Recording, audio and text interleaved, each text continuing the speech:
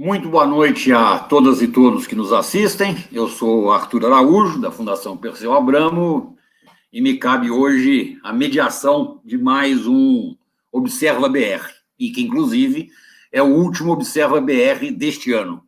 Nós entraremos em recesso, toda a Fundação Perseu Abramo, e retornaremos em janeiro, a partir do dia 4, tanto com a edição dos boletins, quanto com os programas 2 vezes por semana. O nosso programa conta com parcerias com o Diário do Centro do Mundo, com o Brasil 247, com a revista Fórum, que também o transmitem, e também estamos em rede com o Facebook da ex-presidenta Dilma Rousseff e do companheiro Fernando Haddad. No dia de hoje, o tema é economia. E, para isso, nós temos 3 convidados que eu queria fazer 2 descrições sobre eles. Uma é que são ótimos economistas. Nós temos os 3 têm atuação junto à Unicamp, Camila é mestranda lá, Camila De Caso, Guilherme Melo é professor lá e também é diretor do Centro de Estudos de Conjuntura, e Marco Rocha é professor também na economia da Unicamp. Isso traz esse perfil de conhecimento do assunto, conhecimento de causa, mas eu queria ressaltar um outro aspecto que, na verdade, foi uma criação do Guilherme Melo. A ideia de, nesse programa com o qual a gente está fechando esse ano, nós termos 2 pessoas que são ligadas ao PSOL e tem muita importância na formulação econômica daquele partido, particularmente na formulação dos programas que o Guilherme Boulos apresentou quando candidato. Tanto a Camila quanto o Marco Antônio têm participação muito importante nesse processo, da mesma forma que o Guilherme é uma das principais figuras na formulação dos programas econômicos do PT, tanto os nossos programas como partido, como também nos programas apresentados por nossos candidatos.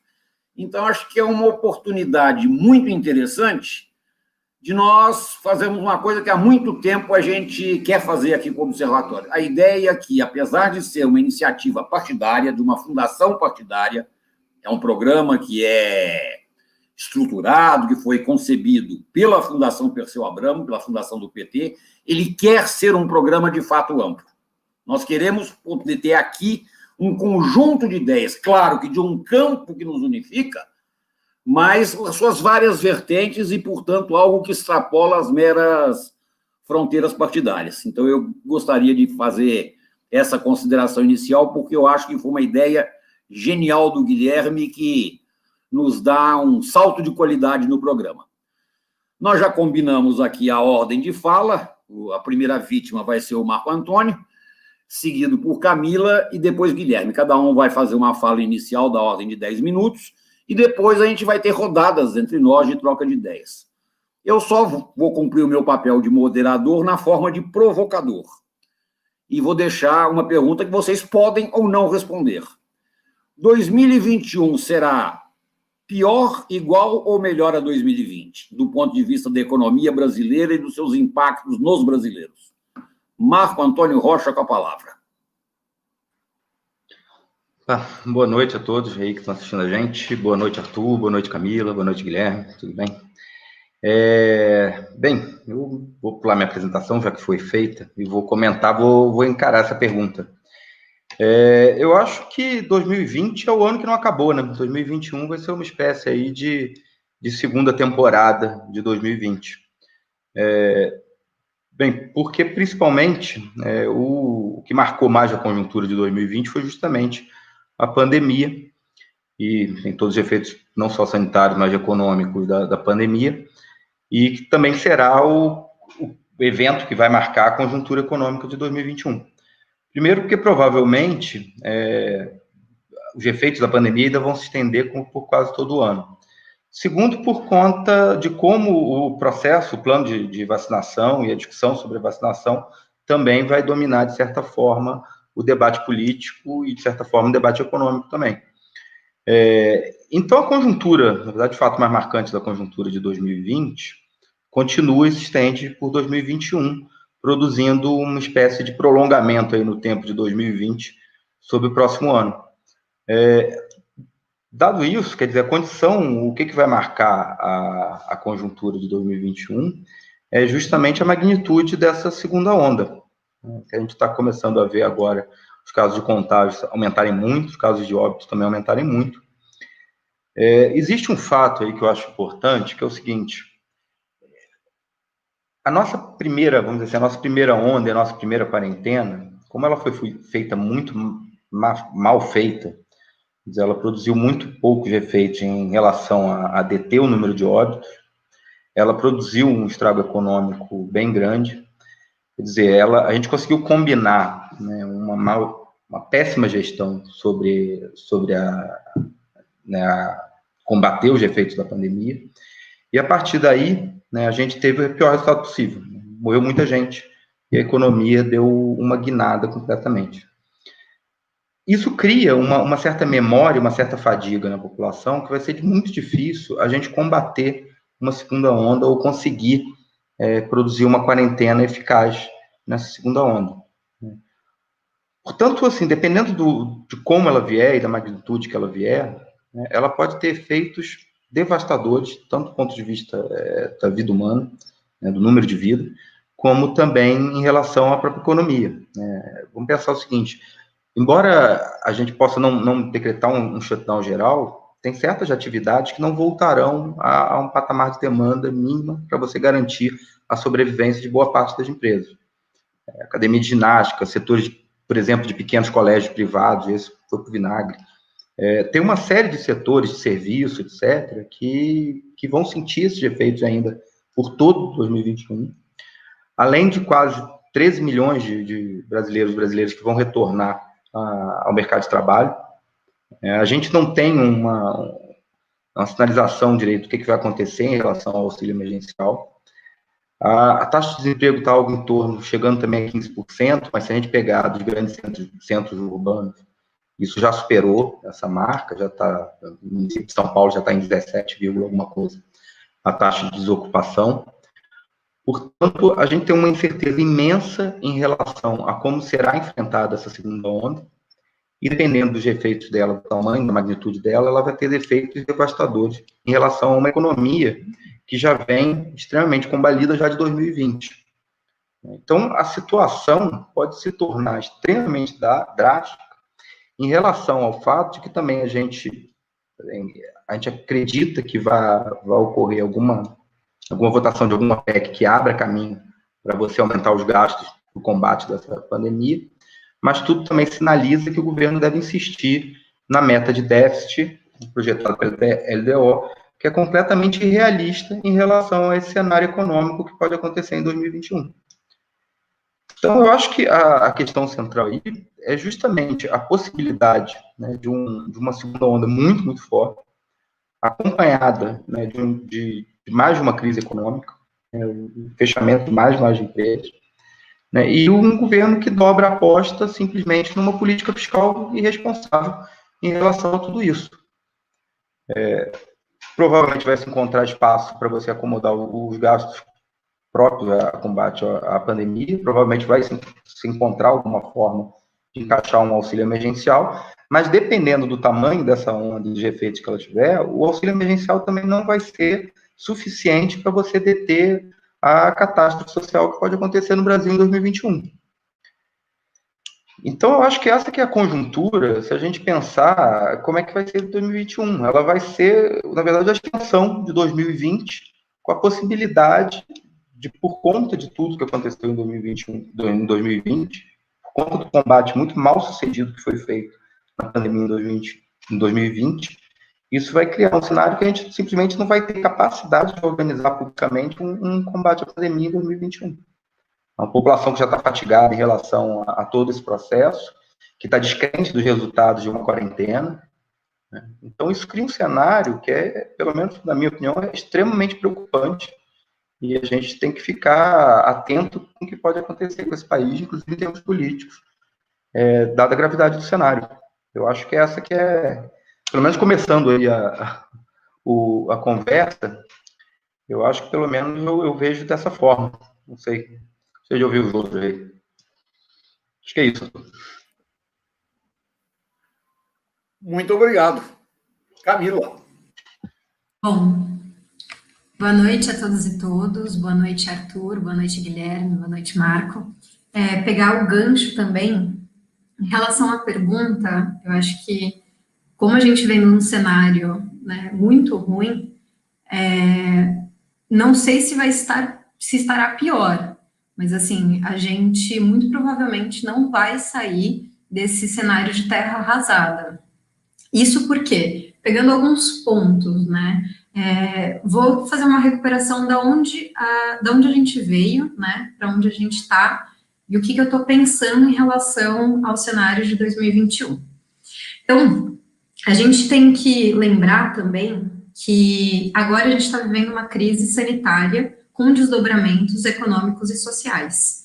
Mas essa crise a crise econômica e social, ela não é só decorrente da crise sanitária. A gente já vinha num processo de desaceleração econômica desde o último trimestre de 2018, ou 2019.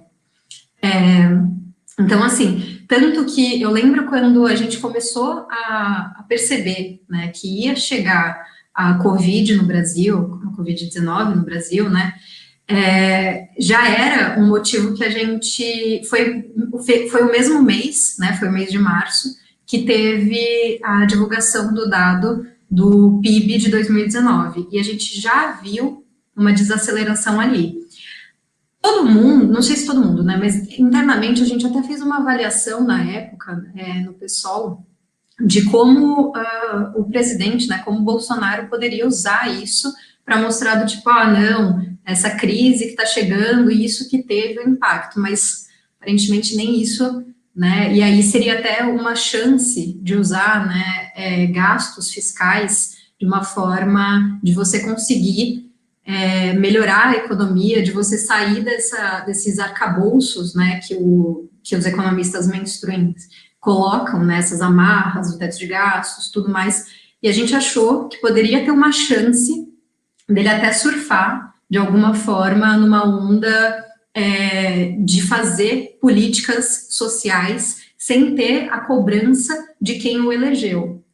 Mas nem isso parece que deu muito certo, né? A gente teve, sim, de um lado, alguns programas, isso a gente vê do auxílio emergencial, principalmente, mas que depois, em vez de dar continuidade num programa que mostra, inclusive, que ele começou a ter uma popularidade melhor com o extrato, né, de baixíssima renda, isso ele não consegue, ele já reverte, né, quando ele diminui 50% do auxílio emergencial, e agora que a gente está num nível de completa incerteza, muito provavelmente a gente está há poucas semanas de terminar o ano, a gente não tem nenhum indicativo em relação ao que vai ser o auxílio emergencial, na verdade a gente tem um péssimo indicativo, porque já ontem, né, a gente teve uma votação no Congresso Nacional do PLN 29, que inclusive o PSOL e o PT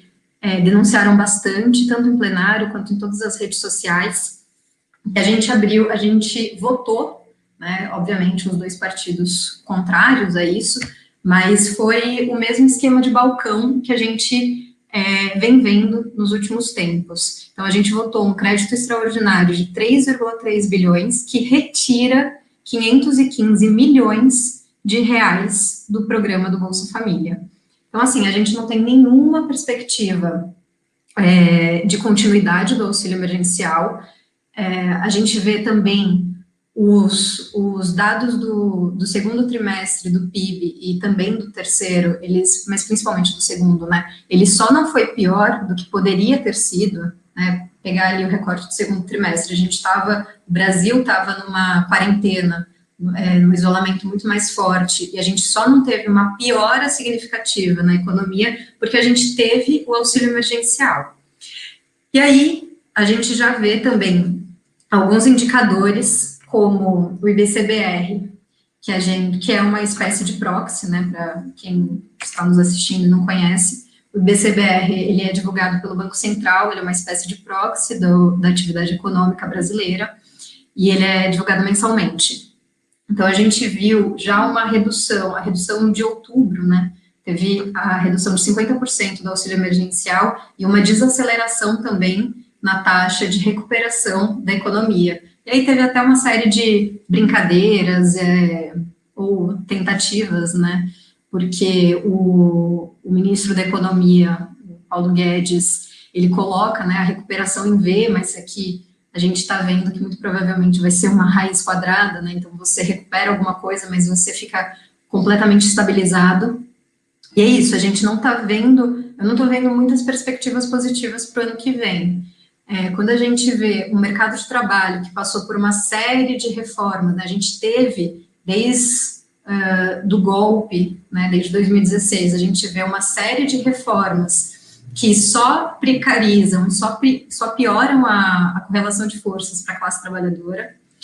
E aí, a gente estava já nesse cenário, né, quando começou toda a crise sanitária, toda a crise da Covid, e aí a gente agora vai ter de volta, muito provavelmente, uma queda de renda mais brusca, porque tinha algum respiro com auxílio emergencial, mas é isso, não tem como afirmar absolutamente nada, né?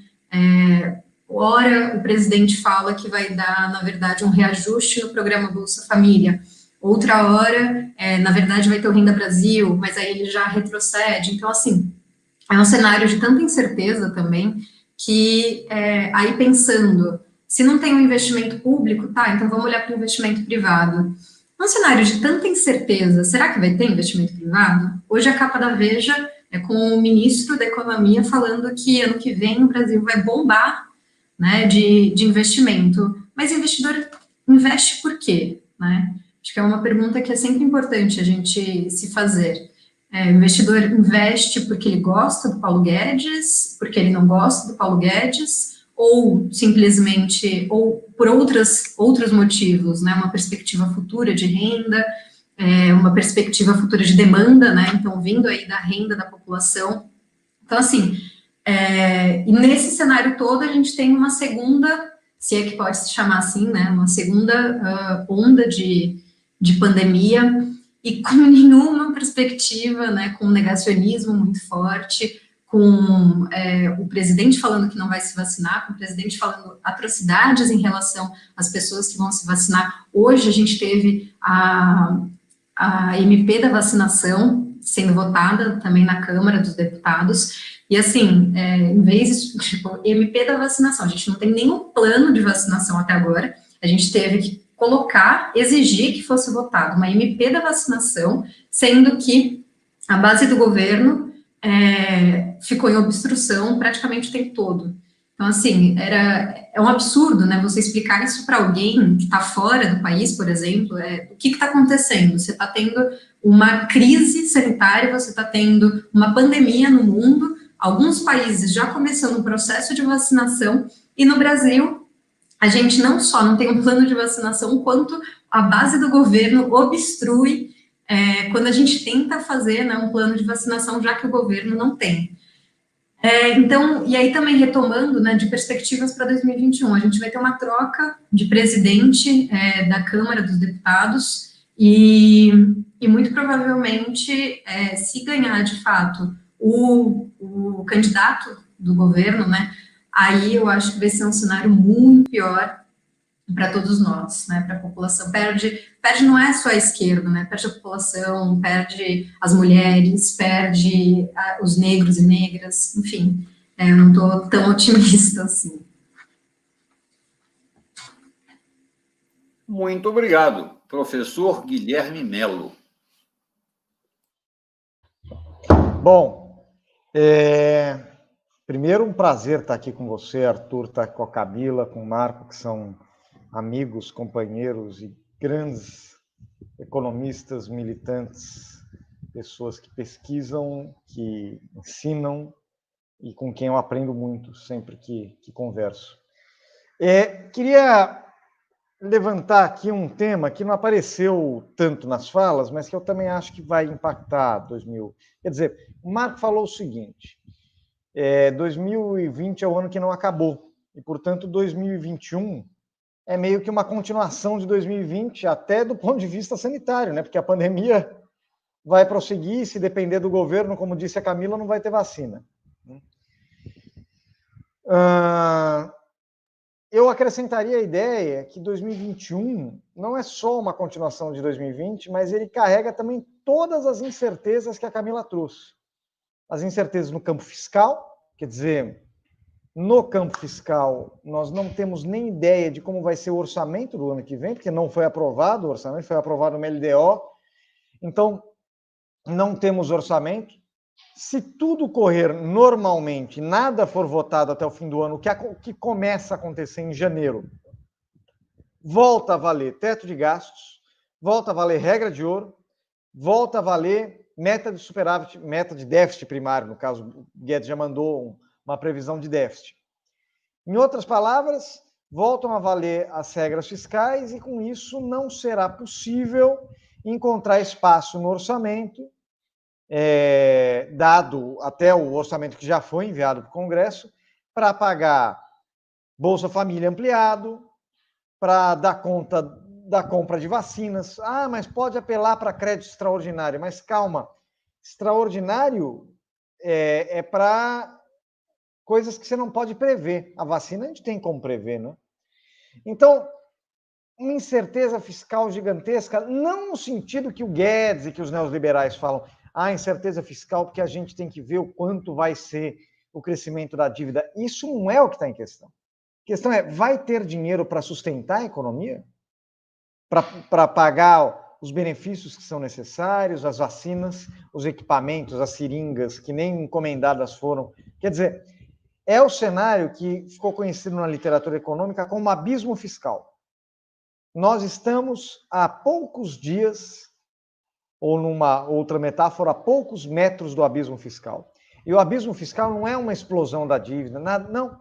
É simplesmente nós voltarmos para as regras anteriores. Se nós voltarmos para as regras anteriores, nós caímos no abismo fiscal. Esse termo é muito usado, no caso americano, para explicar, por exemplo, quando o Congresso Nacional entra em conflito com o governo e não dá permissão para o aumento do endividamento público.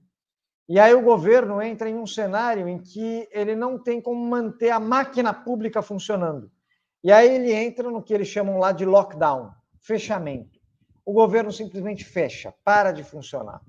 Imagina, durante uma pandemia, né, onde as pessoas estão dependendo do auxílio emergencial para sobreviver, para não cair na miséria e na fome, o governo parar de funcionar. É esse cenário que está à beira de acontecer no Brasil. Para esse cenário não acontecer, o governo precisa estender o decreto de pandemia, o decreto de calamidade, né? Ampliando assim também o chamado orçamento de guerra, que é aquela PEC que foi aprovada esse ano que suspende as regras fiscais e permite ao governo gastar mais. Só que o governo ainda não mandou a prorrogação do decreto de calamidade e o Rodrigo Maia já dá sinais de que não quer pautar a votação desse decreto, até porque o Congresso já vai entrar em recesso. Ou seja, estamos à beira do abismo fiscal, como a Camila bem ressaltou, o Marco bem apontou. Mas tem outros temas que são temas também importantes para a gente olhar. Nós estamos à beira do abismo fiscal, à beira de um abismo sanitário, porque há uma campanha anti-vacina no meio de uma pandemia que voltou a matar 1.000 brasileiros por dia. Mas nós também estamos numa situação muito curiosa do ponto de vista inflacionário e do ponto de vista da política monetária. Porque se é verdade que nós estamos na menor taxa de juros básica, taxa Selic da história, também é verdade que essa menor taxa Selic não se traduziu em juros baixos para as famílias e para os consumidores, né? Muito pelo contrário, na verdade, o custo do crédito para as famílias se manteve mais ou menos inalterado, independente da variação dos juros básicos. O que, em um cenário de queda da renda e alto desemprego, que é o que a gente está, hoje, se você pegar o desemprego oculto, que é daquele cara que saiu do mercado porque está durante a pandemia, mas pretende voltar após a pandemia, o desemprego vai beirar 25%, 30%. Né? Então, você tem alto desemprego e o pouco de renda que as pessoas estão ganhando é devido ao auxílio emergencial. Você vai tirar o auxílio emergencial e não vai ter emprego, elas não vão ter renda. Ou seja, a inadimplência também tende a crescer. O que quer dizer que o crédito para a população não vai ficar mais barato. E, para piorar, você está tendo pressão de preços em cima exatamente dos produtos que são mais consumidos pela população. Teve aumento do botijão de gás, né? Sequenciais aumentos. Aumento da energia elétrica, porque a gente está num período de seca, né? Agora, o que também reflete um pouco, não só apenas, mas um pouco as nossas dificuldades ambientais. E você está com um aumento do preço dos alimentos, né? Nacionalmente e internacionalmente, que já contaminou os indicadores de preço no atacado. Se você vai lá, você vai falar, mas o IPCA, que é o índice inflacionário que a maioria de nós vê na TV, etc., o IPCA está dentro da meta, é verdade. Mas o índice de preços para os trabalhadores mais pobres, o chamado INPC, está acima do IPCA, bem acima do IPCA. E o índice de preço no atacado, que é o índice de preço ao produtor, né, esse está disparado lá em cima. E veja, isso é importante por quê? Porque isso está gerando aumento de custos para o produtor, que em algum momento vai querer repassar isso para o consumidor. Por enquanto ele não repassa, porque está no meio de uma recessão. Mas em algum momento ele vai querer repassar. E te digo, inclusive, que alguns repassam automáticos, tipo alguns contratos públicos que são reajustados pelo IGPM, né? Que é um índice de preço que já está chegando a 20% ao ano. Ou o aluguel, que também é ajustado pelo mesmo IGPM, ou pelo IGPDI, né? Que também está muito acima de 10%, 15%, 20%. Ou seja, você vai ter pressões de preços num momento de depressão econômica. É o pior cenário que a gente pode... Veja, isso não quer dizer que nós vamos ter inflação alta, mas a gente está tendo carestia. O IPCA pode estar na meta, mas o poder de compra do trabalhador mais pobre está afetado, porque ele consome alimento, e alimento está subindo acima do IPCA. Ele compra botijão de gás, e o botijão de gás está subindo acima do IPCA. E isso pode até piorar, porque existe uma previsão para o ano que vem do chamado boom de commodities, ou seja, de uma ampliação enorme dos preços das commodities, inclusive de vários alimentos, que pode ampliar essa carestia. Ou seja, a gente pode entrar em 2021 batendo recorde de mortes e sem um plano de vacinação, diferente do resto do mundo. O resto do mundo já vacinando, já se preparando para sair da pandemia, e a gente aqui sem um plano de vacinação, sem seringa, sem vacina, sem agulha, né? E com um presidente que faz campanha contra a vacinação, o que tende a prolongar a pandemia, né? E, consequentemente, os impactos econômicos dela. A gente vai entrar próximo ao abismo fiscal. A gente vai entrar em um cenário de carestia, né? E com a ameaça do Banco Central de aumentar a taxa de juros no meio de uma depressão. A gente vai chegar em um cenário de recorde de desemprego, né? E com provavelmente milhões de pessoas se adentrando à pobreza e à fome por causa do fim do auxílio emergencial. Esse é o cenário. Qual é a única boa notícia que o Brasil pode ter? É que o mundo vai estar se recuperando e ele vai puxar alguns setores, tipo o setor produtor de soja, de commodities. Pode puxar, mas isso é muito pouco para um país de 200 milhões de pessoas. Muito pouco. A gente depender dos chineses comprarem soja. E pior, o nosso governo briga com os chineses, que compram a nossa soja e o nosso minério de ferro. Então, eu, assim como o Marco e a Camila, temo muito por 2021 e acho que a sociedade tem que reagir rapidamente, porque se depender do governo, o abismo não só fiscal, o abismo social, o abismo inflacionário, todos os abismos, o abismo sanitário, todos os abismos que a gente pode imaginar, vão bater as nossas portas já na primeira metade de 2021 e quem vai sofrer é o povo brasileiro. Muito obrigado. Vamos agora para as rodadas mais rápidas e eu vou fazer mais uma provocação. Eu sou o único não economista aqui do quarteto, mas eu queria fazer a seguinte formulação. Basicamente, há 4 agentes na economia: o governo, as famílias, as empresas e as nossas relações com o resto do mundo. Pelo cenário que vocês descrevem, que eu venho chamando de tempestade perfeita, e pela descrição agora do Guilherme, é uma coleção de abismos, e parece que inclusive um abismo empilha em cima do outro para fazer o mega abismo. Nessa ida para o abismo, na opinião de vocês, entre esses 4 atores, a quem cabe e quem tem capacidade agora, imediata, de agir, pelo menos no sentido de amenizar, seja o tamanho da queda no abismo, seja a profundidade do abismo, ou, de preferência, até de evitar quedas em abismos e até conseguir enfrentar tanto a situação sanitária quanto a crise econômica, quanto a resultante crise social, com potencial de crise política. Ou seja, se coubesse a vocês desenhar pelo menos as linhas mestras de como enfrentar esse cenário no qual vocês, em conjunto, desenham algo extremamente preocupante, algo extremamente, inclusive, perigoso do ponto de vista das relações sociais, onde estão as possibilidades de movimentação de curto prazo? Vão na mesma ordem? Podemos voltar para o Marco? Bem, a resposta é óbvia que essa questão tem que ser resolvida pelo poder público. Não é só por uma questão de financiamento, mas por uma questão de... A estrutura do Estado serve para isso.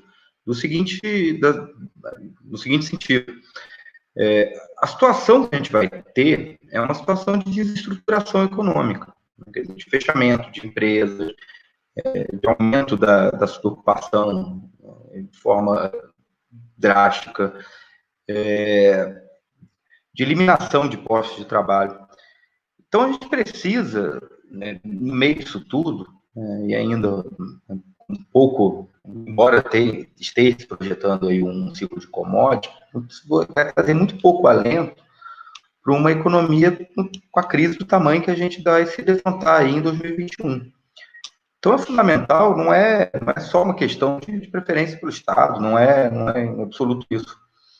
É uma questão de que, nesse momento, a estrutura política ela tem que se organizar para reconstruir uma economia que está colapsando, né? De organizar, inclusive, a reestruturação do setor privado disso, não só das grandes empresas, mas o conjunto de micro e pequenas empresas foi profundamente afetado pela crise. Se a gente somar a própria, MEI, micro e pequenas empresas, essa gama de pequenos negócios, isso absorve cerca de 90% da mão de obra. A gente desestruturou, no meio da crise, esse sistema de pequenos negócios. Isso vai requerer uma certa atenção especial, inclusive como forma de combater a desocupação e a subutilização da força de trabalho. Então, para além da questão do Estado fazer gasto, é importante o Estado reativar a economia, dependendo como eu falei, dependendo do tamanho da crise. Não vai bastar o auxílio emergencial, vai precisar de políticas de estímulo de maior porte. Para além disso, a gente precisa da política, né, agindo na reconstrução da base da economia nacional. E tentando organizar também essa economia nacional para um cenário pós-pandemia, que vai ser um cenário de competição entre as economias nacionais. A gente olha, né, eu que venho da área de política industrial, o que vem se organizando é a volta de uma série de políticas industriais de grande porte, né, políticas científicas e tecnológicas também estratégicas para a remodelagem dos sistemas manufatureiros nacionais, provavelmente um prolongamento da guerra comercial.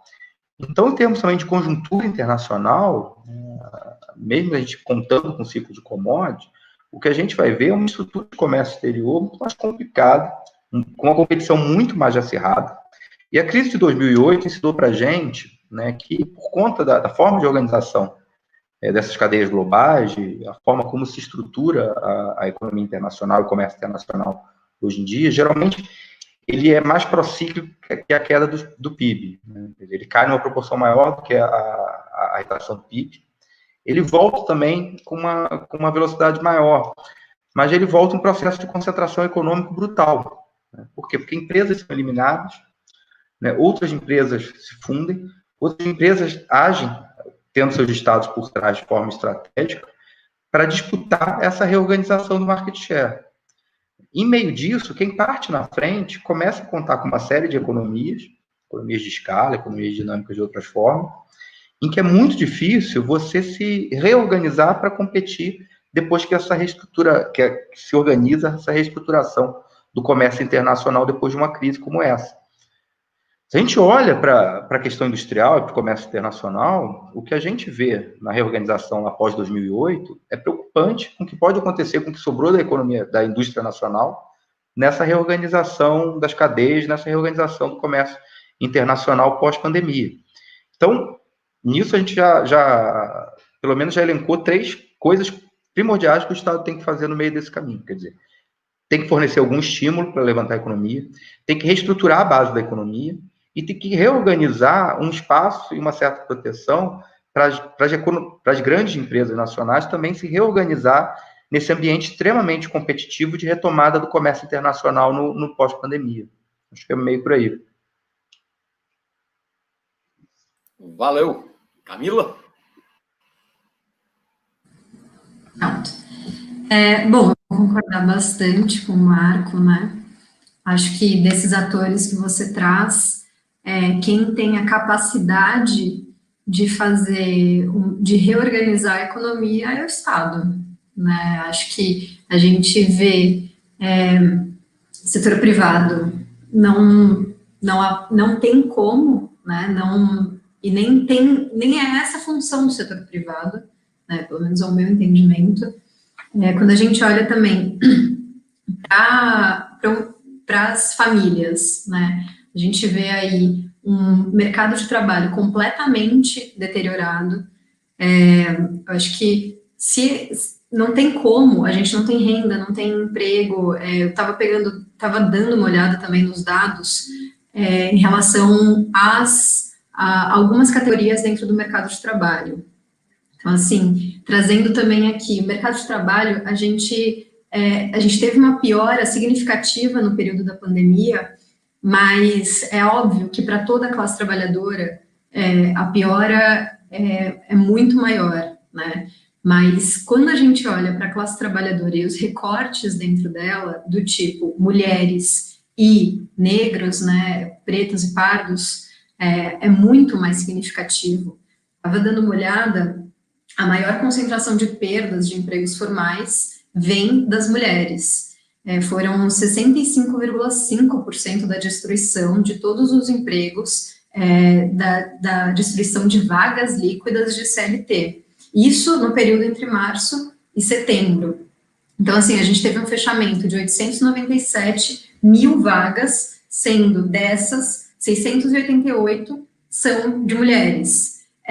Quando a gente vê também o retorno, né, porque aí a partir de julho a gente teve algum processo de abertura da economia, né, da economia não, mas, enfim, alguma flexibilização do isolamento, e aí a gente vê que o retorno das vagas de trabalho, né, dessas vagas de CLT que foram destruídas, 77% são para homens, sendo que a gente teve uma perda, uma destruição de quase 65%, de mais de 65%, né, das mulheres. Então, assim, quando você vê também o recorte que está colocado para pretos e pardos, a diferença da taxa de desemprego entre brancos, pretos e pardos é de cerca de mais de 5 pontos percentuais. Então, assim, isso trazendo algumas perspectivas em relação às famílias. Quem são essas famílias, né? Que o Guilherme, ele terminou a fala dele colocando alguns aspectos que eu queria trazer também, como que a gente vai ter que reestruturar essa economia, né? para mim está muito colocado, que é o Estado, e é o Estado em algumas perspectivas. Então, numa perspectiva mais macro, que é o que a gente estava falando, né, sobre política fiscal, sobre política monetária, e aí acho que o Marco, ele traz, principalmente, que é uma área que ele domina bastante, as políticas setoriais. Isso, tudo bem, somos 3 economistas da Unicamp, mas, para além disso, não é só a gente que fala, né? O FMI está falando disso, o FED estava comentando sobre isso. Então, assim, esse governo, ele está muito mais à direita do que políticas do FMI, políticas do FED. Então, se a gente não tiver um Estado que pensa macro e setorialmente, e pensar setorialmente não é pensar como que a gente fez também nesse período de pandemia, né, de aprovação de projetos legislativos que são setoriais, mas que são para setores que já têm um capital político e um capital financeiro muito bem consolidado, né? Então, assim, se a gente tem um Estado que pensa por essas óticas, e aí ressaltando o papel também, né, do que são as famílias, né? Quem é que vai perder mais nesse processo todo? Né? São as mulheres, e são as mulheres pretas, né? São as mulheres periféricas, que são, em sua maioria, são negras. Então, quando a gente vê alguns aspectos do tipo, o Brasil em 2019, ele volta para o mapa da fome, e a fome, a gente fez até uma live ontem, né, o Marco, eu fiquei batendo um pouco nessa tecla, é uma coisa que eu estou falando bastante até ultimamente. Sou também militante do MTST, a nossa base, a nossa base nossa coordenação é de mulheres negras da periferia, isso nacionalmente. Então, quando a gente vê a perspectiva da fome, né, ela impõe uma agenda de urgência que ela é muito concreta. E quem pode agir nesse sentido é o Estado, né? A gente tem uma série de políticas que foram destruídas, que foram suspensas nesse período recente, principalmente, que já vinha sendo objeto de ataque, mas que você não conseguia de fato atacar. E agora, quando a gente tem toda essa crise sanitária, essa crise sanitária que expõe as contradições também, e ressalta todos os aspectos de uma crise econômica e social, a gente vê que o Estado ele poderia estar atuando. Agora a gente vai ter um processo de queda muito brusca da renda, então ali com todos esses recortes que eu estou aqui batendo bastante na tecla, e isso a gente vai ter atrelado, né, sem vacina, queda de renda e a fome. 2019 a gente volta para o mapa da fome, e agora a gente muito provavelmente entra em 2021, onde a fome vai ser algo que a gente vai ter que ficar debatendo o tempo todo. E para terminar e passar a fala para o Guilherme também, sempre lembro bastante, né, das conversas que a gente tem com as companheiras, e também acho que a primeira vez que eu pensei sobre o aspecto da fome foi lendo a Maria Carolina de Jesus, que traz, né, que a fome tem cor, né? Ela via, quando ela sentia tanta fome, que ela via tudo amarelado. Então, assim, isso eu acho que para colocar a urgência da agenda de um Estado atuante com políticas que a gente precisa trazer para a população, ou é isso, né? A gente vai ter aí a população que é trabalhadora, a população mais pobre, ou vai morrer de Covid, ou vai morrer de fome no próximo período. Guilherme.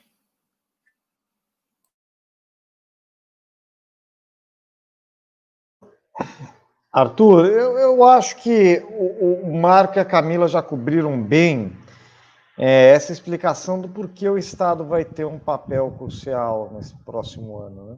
E não é só no Brasil, viu, Arthur? Se você olhar os países desenvolvidos do mundo, todos os países relevantes, né, estão com programas muito audaciosos, né, de investimento público, de aumento de investimento em pesquisa e de política de estruturação produtiva. Muito ambiciosos, muito audaciosos, abrindo mão de dogmas fiscais e correndo atrás do prejuízo, digamos assim, né? E não aceitando que uma ideologia limite a sua capacidade de exercer o poder que esses países têm. Então, aqui no Brasil, nós ainda estamos muito presos aos dogmas ideológicos, que estão completamente atrasados, diga-se de passagem. Já há algum tempo os países estão abandonando todos esses dogmas, toda essa ideologia. Alguns até defendem isso para os outros, mas para eles não praticam, né? Eles fazem outra coisa, eles fazem outro tipo de política. E por que o Estado vai ser tão decisivo? Bom, primeiro, as famílias vão sair dessa crise, né, com menos emprego, e quando acabar o auxílio, com bem menos renda. Menos renda, menos emprego, portanto, menos acesso a crédito, crédito caro, como eu já falei. Isso vai acabar impactando também em acesso, em indicadores de inadimplência, etc. Ou seja, as famílias não têm a condição de puxar o crescimento, até porque o salário mínimo, que é uma das referências da renda das famílias trabalhadoras, não vai nem crescer. Já não cresce há alguns anos. Então, você não tem emprego, você não tem renda, você não tem salário e não tem crédito, da onde vai vir o consumo das famílias? Ah, mas as famílias de classe média pouparam e vão gastar esse dinheiro. Eu acho muito curioso quando eu ouço um liberal usando esse argumento, que os liberais costumam usar o argumento do chamado ciclo de vida, que é a ideia de que não adianta você aumentar a renda da pessoa, né, de renda permanente, o Friedman falava isso, né? A renda permanente. Então, não adianta você aumentar a renda corrente da pessoa, que ela faz um cálculo de longuíssimo prazo, inclusive para a vida inteira. Então, ela sabe que aquele aumento é transitório, então ela não vai consumir mais. É curioso que eles usam esse argumento teórico para justificar que não adianta fazer política fiscal. Mas agora que um governo neoliberal fez política fiscal e que em parte dessa política fiscal, ou parte desses recursos injetados na economia, foi poupado pela classe média ou por uma classe de renda um pouco mais alta, eles acham que aí agora sim, agora vai valer, agora esse pessoal vai gastar e vai incentivar a economia. É curioso como eles abandonam os pressupostos muito rapidamente, menos o pressuposto mais geral, que é que o Estado não deve ter papel nenhum. Esse eles não abandonam. Mas a minha opinião, então, é que as famílias não têm condições de puxar um ciclo de consumo, que as empresas enfraquecidas terão muita dificuldade de puxar um ciclo de investimento, porque também, como a Camila já colocou, investir para quê? Para quem? Né? Ah, mas vão ter ciclos pontuais? Vão acontecer. Se tiver um boom de commodities, o setor de commodities vai investir mais para produzir mais, mas é uma coisa muito pontual, muito localizada. No mercado imobiliário, está acontecendo um boom imobiliário? Está acontecendo um boom imobiliário. Ele é generalizado? Não. Ele é um boom especulativo, inclusive. Porque esse boom imobiliário não quer dizer que está reduzindo, por exemplo, o déficit habitacional. Quer dizer que as grandes empresas estão especulando e os grandes fundos imobiliários, com a queda da taxa de juros, estão recebendo capital, porque as pessoas deixam de investir em título público e passam a procurar alternativas, e esses fundos imobiliários demandam mais imóveis, escritórios, imóveis de alto padrão, e isso gera pequenos surtos de investimento, né, localizados. Em São Paulo isso é muito claro, talvez no Rio, mas no interior isso não vai acontecer. Entendeu? Na periferia isso não vai acontecer. Até porque você está acabando com todos os mecanismos de financiamento de habitação popular, Minha Casa Minha Vida, faixa 1, faixa 0. Quer dizer, você está construindo um cenário que é possível que você tenha situações pontuais, setores que vão investir mais, mas esses setores são incapazes de puxar a economia brasileira, o conjunto da economia brasileira. Se as famílias e as empresas não vão puxar, resta o governo e o capital externo. Agora, o capital externo ele pode vir para o Brasil para especular, para investir. A Mercedes-Benz está indo embora. A gente está perdendo empresas para os nossos parceiros sul-americanos e para outras localidades. E não é porque o trabalhador brasileiro é muito caro, a gente já fez reforma trabalhista, já desonerou folha de pagamento, já tirou todos os direitos, já fez reforma da Previdência, não é por nada disso. É porque simplesmente o Brasil não é mais um mercado interessante para se investir, porque o Brasil está caindo aos pedaços, inclusive o seu mercado interno, que é o grande atrator de investimento. Foi, durante todo o período do governo Lula, o grande atrator de investimento, um mercado interno pujante, que cresce, que pode servir de base de produção e exportação para o resto da América Latina, não é mais. Nossos acordos comerciais estão caindo aos pedaços, porque graças a Deus, por alguns, por exemplo, o nosso acordo com a União Europeia, que era uma tragédia, ainda bem que a União Europeia não aceita, mas pelo péssimo motivo de que a gente está queimando as florestas, né? É uma coisa muito maluca, né? Então, resta o Estado. E o Estado está manietado por uma ideologia ultrapassada que nenhum país sério no mundo usa, e, portanto, a gente está à beira de cair no que eu chamei de abismo fiscal. Por isso, o único setor que pode reverter isso é o próprio Estado. O Estado só vai reverter isso com mobilização social. Se depender do governo, que, como disse o Fernando Haddad, ele ocupa o cargo, mas ele não exerce o cargo, a função. Ele está lá ocupando a cadeira, mas não exerce a função. Então, a sociedade tem que se mobilizar para fazer com que o governo haja. Não há outra saída para o Brasil senão essa. Muito obrigado. Partimos para uma terceira rodada. Mais uma vez eu provoco. Eu, por dever de ofício, o que o Observa BR, além do programa aqui, do que se chama Pós-TV, a gente tem um boletim diário que é um misto de um clipping, um repositório de informações, divulgação de textos. E uma das tarefas que eu tenho tido nos últimos meses, que me surpreende profundamente, eu cada vez traduzo mais textos do FMI, do Banco Mundial, já traduzi texto do Banco Central dos Estados Unidos, já traduzi texto do Banco Central do Reino Unido, porque todos eles têm uma consonância com aquilo que no PT e no PSOL tem se dito acerca da economia. Aí vem uma pergunta a gente está vivendo um complexo de vira-lata ao contrário? Ou seja, durante décadas nós tivemos esse dilema no Brasil, uma mania de copiar tudo que era de fora e a ideia de que nada daqui prestava. Tinha que ser exatamente o que vinha de fora, porque esse é o bom. De repente, o mundo inteiro, como vocês já próprio falaram, está por um caminho completamente diverso, está escrevendo, está propondo. No caso da presidente do Banco Mundial, está exigindo já. É uma búlgara meio mal-humorada, ela está exigindo, tem que gastar, E, de repente, o Brasil cisma que o que está sendo feito no resto do mundo não vale mais. Então, o primeiro dilema é esse. Existe, o que eu sinto, faz sentido para vocês, ou seja, esse complexo de vira-lata ao contrário, para acobertar uma opção. E aí vem o outro ponto. Esse raciocínio todo, esse pacote de ideias, ele domina a opinião pública hoje. A ideia do Estado ineficiente, que gasto público é péssimo, que vai quebrar o Brasil porque deve demais, que não pode gastar, não tem condição. Tem um conjunto de ideias que hoje são as ideias dominantes na sociedade. Eu tendo a acreditar que, para poder, inclusive, desencadear a própria mobilização social que o Guilherme se referiu, é necessário sacudir essas ideias, mostrar que elas são ideias fora do lugar. E aí tem um papel pesadíssimo dos economistas. Não está colocado um duplo desafio para os economistas progressistas do Brasil, uma convergência de ideias-chave, uma convergência, vamos dizer, programática de tarefas, de metas, e uma política de comunicação pensada, calculada, para conseguir propagar essas ideias que o resto do mundo está dizendo que são certas e nós estamos com uma barreira de conseguir transmiti-las para os brasileiros. Faz algum sentido esse meu raciocínio? Marco?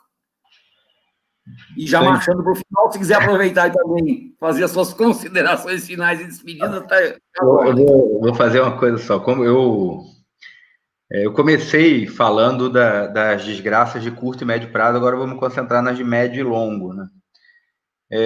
Como eu falei, você pode ter a crença no que você quiser em termos de liberalismo, mas o horizonte do pós-pandemia é um horizonte de estados atuantes, seja na modernização dos sistemas manufatureiros, seja nos investimentos em ciência e tecnologia, seja em políticas comerciais ativas, por aí vai.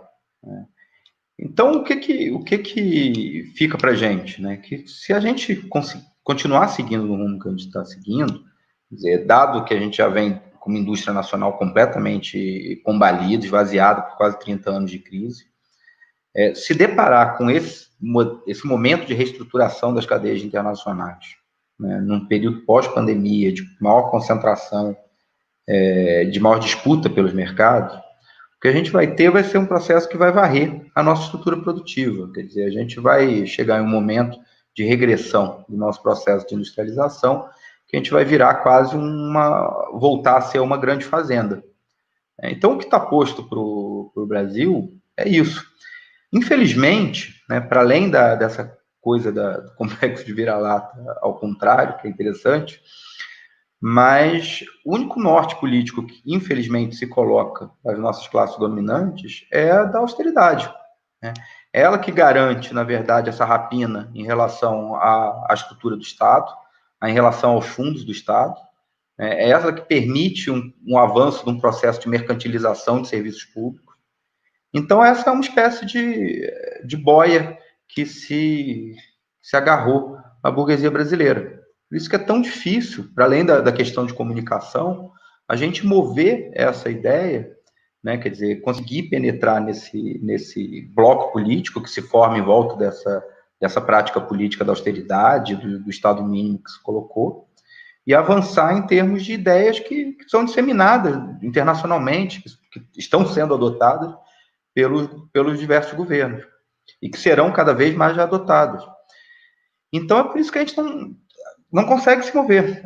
Por isso que a necessidade, como você falou, de criar um conteúdo programático, de discutir novamente uma trajetória para esse país, né, um projeto de nação, para a gente usar um jargão talvez meio ultrapassado, e que consiga, em torno dele, mudar uma correlação de força a partir do bloco popular para se opor justamente a esses interesses que se aglutinaram e que encontram o seu norte justamente nessa prática política que está levando esse país para bancarrota, para completo buraco. Então, eu acho que essa que é a questão. Organizar a base, organizar a política de um projeto alternativo, discutir ele, ganhar suporte político para ele, para poder se avançar e se colocar enquanto um projeto alternativo. Porque esse está vigente, não só não dando certo para todos os brasileiros, mas está dando certo para o grupo que está ali e vai continuar agrupado nele se a gente não for lá e sacudir aquilo. Eu acho que essa que é a questão central.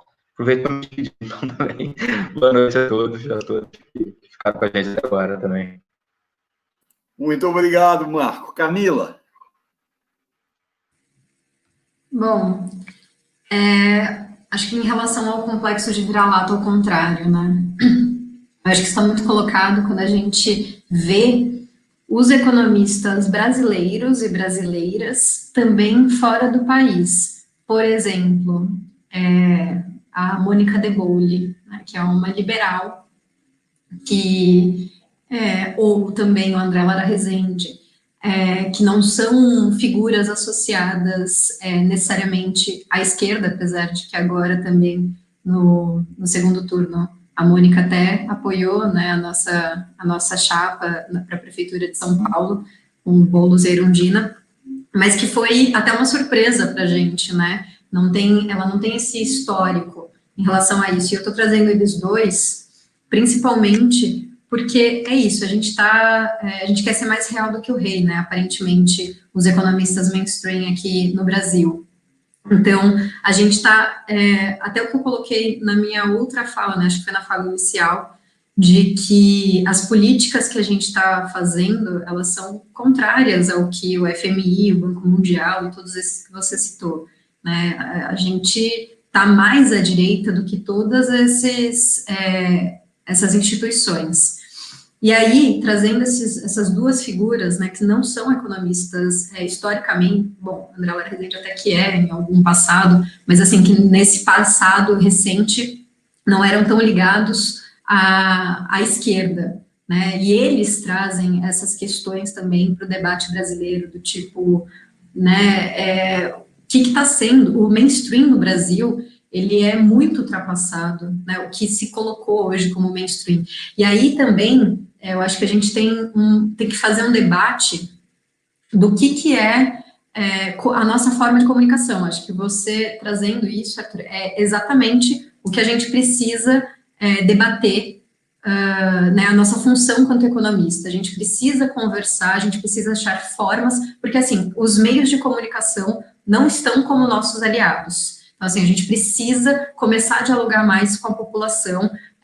Se tem essa barreira óbvia colocada, que são os meios de comunicação, eles não dão abertura para um pensamento diferente, eles são fiscalistas, eles são pró-ajuste fiscal, eles querem a reforma administrativa, mas tem um saldo político, por mais pessimista que eu tenha sido aqui na live, principalmente, acho que a gente tem um saldo político organizativo, que a gente saiu dessa eleição e que a gente pode, que é voltar a falar com a população. Então, assim, isso que o Marco trouxe, né, a gente voltou a colocar as nossas bandeiras e as pessoas, a população voltou a colocar que quer essas bandeiras. Né? A gente não baixou bandeiras e a população topou.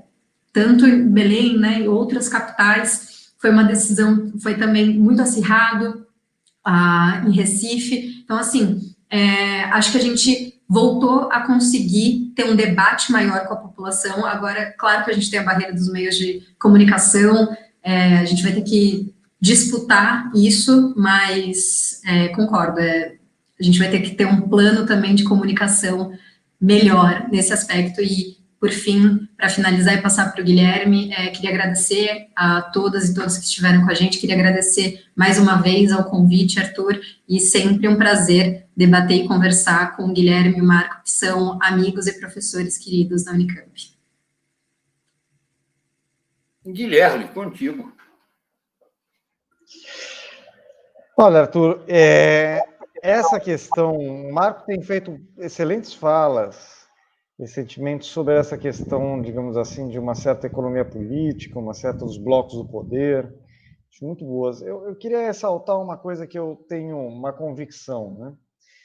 Que desde 2015, 2016, na verdade, uma parte importante da burguesia brasileira, do que sobrou da burguesia brasileira, porque aquele grupo da burguesia que, de alguma forma, apoiou e entrou, mesmo que não de forma orgânica, mas apoiou o projeto dos governos do PT, etc., aquela parte da burguesia foi atacada e destruída, né? Atacada e destruída, presa, faliu, acabou. E eram grandes empresas brasileiras, inclusive não só empresas privadas, aí sem a burguesia, mas também empresas públicas, como a Petrobras e toda a sua cadeia de fornecedores, atacada e feito terra arrasada, né? Desses instrumentos de desenvolvimento do país. O que sobrou da burguesia, ela é uma burguesia muito, digamos assim, dependente, né? E muito atrelada aos ciclos internacionais, né? E ela tem uma postura que o Marcos usou uma palavra que é interessante, mas que talvez uma postura quase que de rapina. O Darcy falava que no Brasil o trabalhador é visto como carvão para queimar, né? Eu costumo brincar que no Brasil a burguesia em 2015 e 2016 desistiu, usando aqui termos marxistas, de obter mais-valia relativa, ou seja, obter mais valor, né, através de melhorias no processo de trabalho, na tecnologia, investimento, pesquisa, ciência. E optou por voltar para a mais-valia absoluta, que é simplesmente extrair mais lucro e mais valor dos trabalhadores, com reforma trabalhista, redução de salário, etc, etc, etc. Ou seja, uma parte da burguesia brasileira importante desistiu do Brasil. E nem é interesse deles desenvolver o Brasil. Eles ganham muito dinheiro explorando, rapinando os trabalhadores, os recursos naturais, né? O Estado, através dos juros, através de... Então, eles ganham muito dinheiro com isso.